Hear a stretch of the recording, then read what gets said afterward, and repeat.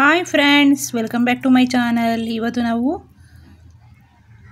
ತೊಂಡೆಕಾಯಿ ಪಲ್ಯ ಮಾಡೋಣ. ಬನ್ನಿ ಯಾವ ರೀತಿ ಮಾಡೋದಂತ ನೋಡ್ಕೊಂಬರೋಣ. ಮೊದಲಿಗೆ ತೊಂಡೆಕಾಯಿ ಪಲ್ಯ ಮಾಡೋದಕ್ಕೆ ಒಂದು ಕಡಾಯಿ ಇಟ್ಕೊಳ್ಳಿ. ಒಗ್ಗರಣೆ ಮಾಡೋದಕ್ಕೆ ಈರುಳ್ಳಿ, ಕರಿಬೇವು, ಕೊತ್ತಂಬರಿ, ತೊಂಡೆಕಾಯಿನ ಚೆನ್ನಾಗಿ ಸಣ್ಣದಾಗಿ ಕಟ್ ಮಾಡ್ಕೊಳ್ಳಿ. ಒಗ್ಗರಣೆ ಮಾಡೋದಕ್ಕೆ ಸ್ವಲ್ಪ ಎಣ್ಣೆ ಸೇರಿಸ್ಕೊಳ್ಳಿ. 2 ಸ್ಪೂನಷ್ಟು ಎಣ್ಣೆ ಸಾಕಾಗುತ್ತೆ. 2 ಸ್ಪೂನಷ್ಟು ಎಣ್ಣೆ ಸೇರಿಸ್ಕೊಳ್ಳಿ. ಚೆನ್ನಾಗಿ ಎಣ್ಣೆ ಬಿಸಿ ಆಗಲಿ.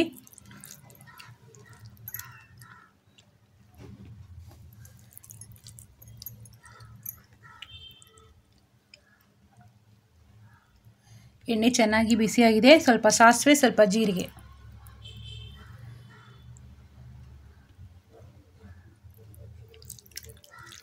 ಸಾಸಿವೆ ಜೀರಿಗೆ ಎಲ್ಲ ಚಟಪಟ ಅಂತ ಸಿಡಿಬೇಕು. ನೋಡಿ, ಈ ರೀತಿ ಸಿಡ್ದಾಗಿದೆ. ಈಗ ಉದ್ದಿನಬೇಳೆ, ಕಡಲೆಬೇಳೆ,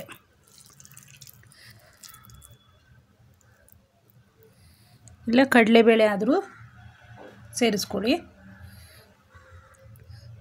ಸ್ವಲ್ಪ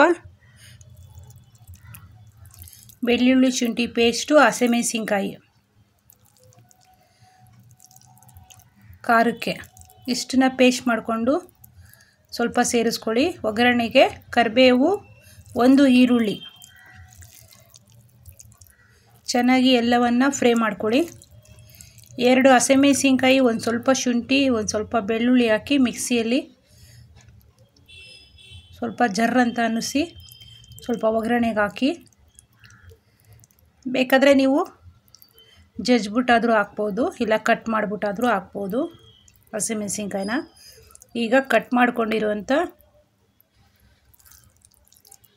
ತೊಂಡೆಕಾಯಿನ ಸೇರಿಸ್ಕೊಂಡು ರುಚಿಗೆ ತಕ್ಕಷ್ಟು ಉಪ್ಪು,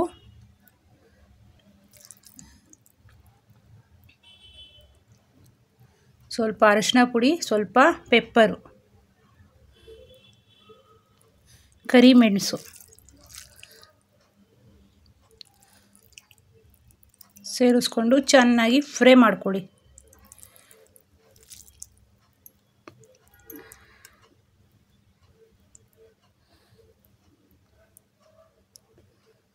ನೋಡಿ, ಈ ರೀತಿಯಾಗಿ ಚೆನ್ನಾಗಿ ನೀರೇನು ಸೇರಿಸೋ ಅವಶ್ಯಕತೆ ಇಲ್ಲ.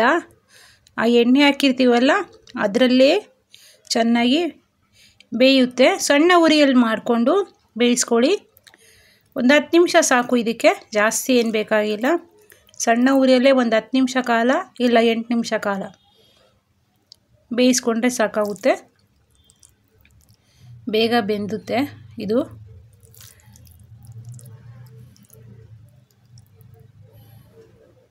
ಒಂದು ಸ್ವಲ್ಪ ಚೆನ್ನಾಗಿ ಮಿಕ್ಸ್ ಮಾಡ್ಕೊಳ್ಳಿ. ಆ ಮಸಾಲೆ ಎಲ್ಲ ಹಿಡಿಬೇಕು ಚೆನ್ನಾಗಿ.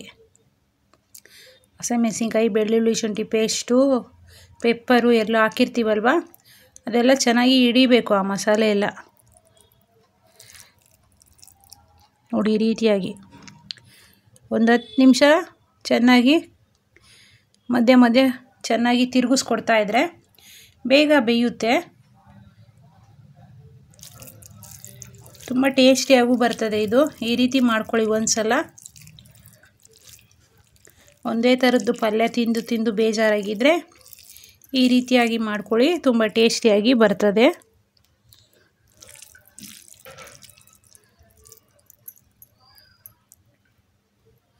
ಸಣ್ಣ ಉರಿಯಲ್ಲೇ ಇಕ್ಕಿ ಮಾಡ್ಕೊಳ್ಳಿ.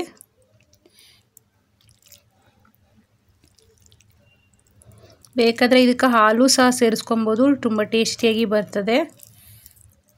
ಕ್ರೀಮಿಯಾಗಿ ತುಂಬ ಟೇಸ್ಟಿಯಾಗಿರ್ತದೆ. ಚಪಾತಿಗೆಲ್ಲ ಹಾಕ್ಕೊಂಡ್ರೆ ಸೂಪರಾಗಿರ್ತದೆ. ಬೇಡ, ಈ ರೀತಿಯೇ ಬೇಕು ಅಂದರೆ ಈ ರೀತಿಯೂ ಬೇಯಿಸ್ಕೊಬೋದು. ಹಾಲು ಇದ್ದರೆ ಹಾಕ್ಕೊಳ್ಳಿ, ಇಲ್ಲಾಂದರೆ ಸ್ಕಿಪ್ ಮಾಡ್ಕೊಳ್ಳಿ.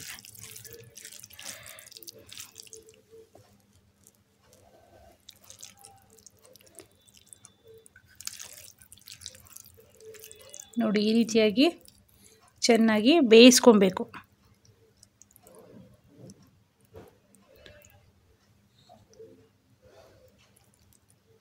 ನೋಡಿ, ಇವಾಗ ರೆಡಿಯಾಗಿದೆ ಇದು ಚೆನ್ನಾಗಿ.